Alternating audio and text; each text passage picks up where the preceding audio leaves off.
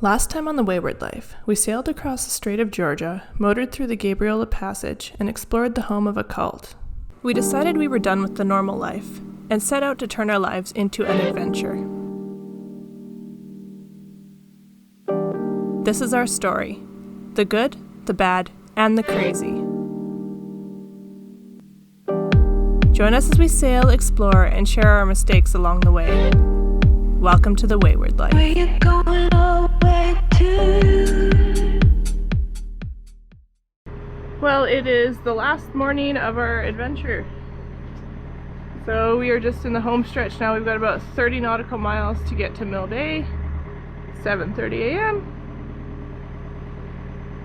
And then we park the boat and hope that she sells and take the next step in our search for our next boat. So it's bittersweet, but this trip's been great. So, oh, I gotta go. We left as the light was arriving, kinda scared we wouldn't be able to see the wood in the water, but luckily for us, the wall of wood from the night before had dissipated a little bit. We were lucky there was no wind because the first couple of hours of this trip felt like a reverse Frogger game. It's absolutely insane the amount of wood out here, and we think it's like pretty much all driftwood off the beaches because we've had so many big storms that it's just washed it all off the beaches. Big storms and big tides. Look at all that. See all of this? And over there. It's just insane. There's just so much wood, and it's every single tidal line that we cross, there's wood like that. Gonna be a long day of dodging wood, I think, but every other day this week except for when we were going past Powell River has been like that, so what do you do? So it's about 9 o'clock and we are just heading into the fog. What a fun time. Luckily we're following Marty and May, so we're kind of cheating, but this boat is not the easiest to keep on course, so it's nice to be able to follow somebody. Also, Logan's got the radar on, which is helpful. And we do have charts, but this chart, as you can see, does not show proper detail because we have the wrong card in it. So we have an iPad and we have a cell phone that has Navionics on it, which is fine. It works fine. It's just not as easy to read.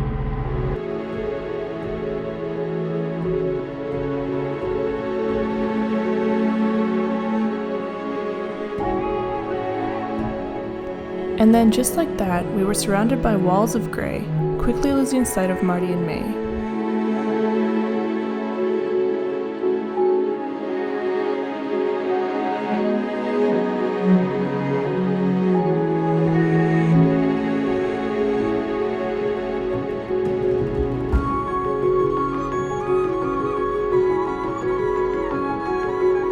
We just kind of emerged from the fog, as you can see. Very, very froggy.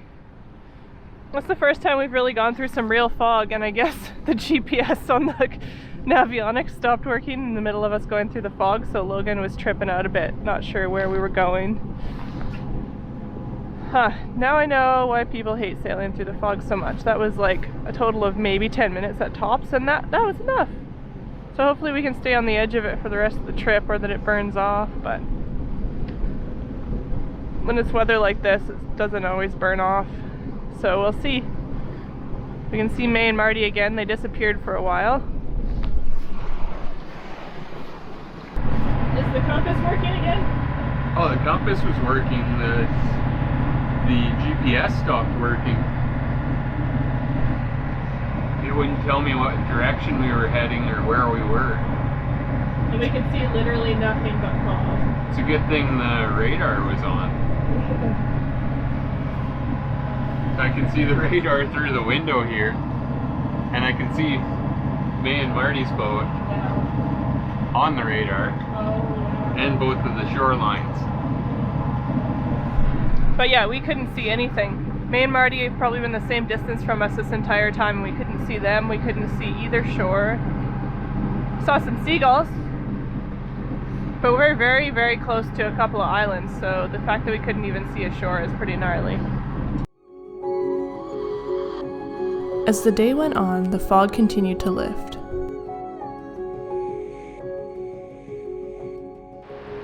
So we're just entering Sansom Narrows, and it gets pretty gnarly in here. Not right now. We've tried to time it so that it hopefully won't be gnarly. But we are going 6.8 knots, and I'm already feeling the current pulling us around, so we're kind of going sideways. The water looks like dead calm, but we are definitely not going in a straight line.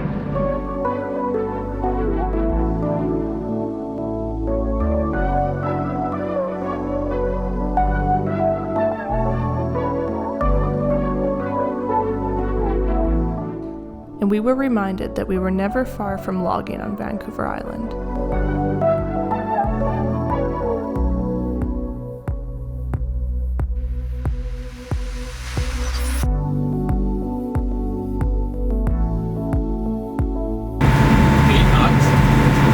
Holy shit, hey?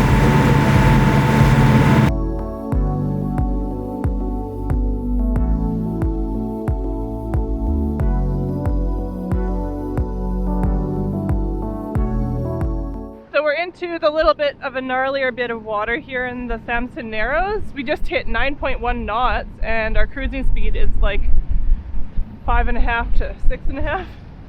So quite a bit of current going with us. You can see here too.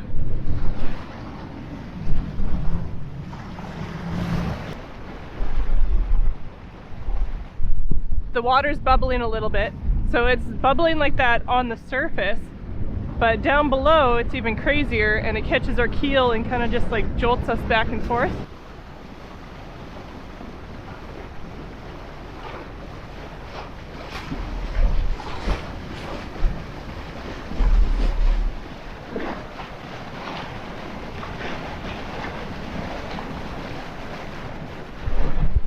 Getting a little bit rolly, getting pulled around a little bit.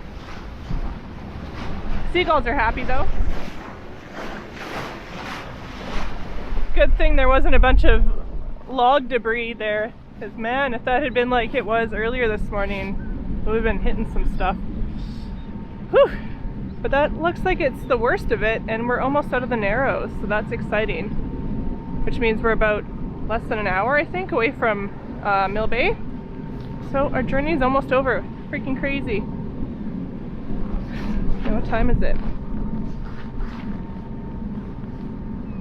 11 o'clock, and we left at 7:30, and it was a 30 nautical mile journey.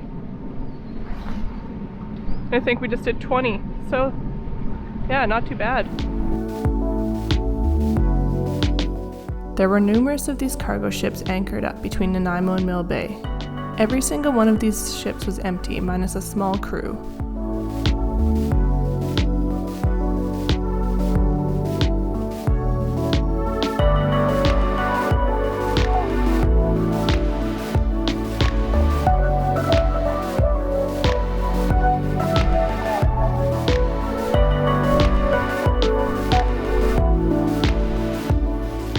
By noon we had arrived in Mill Bay, excited to have the journey over with.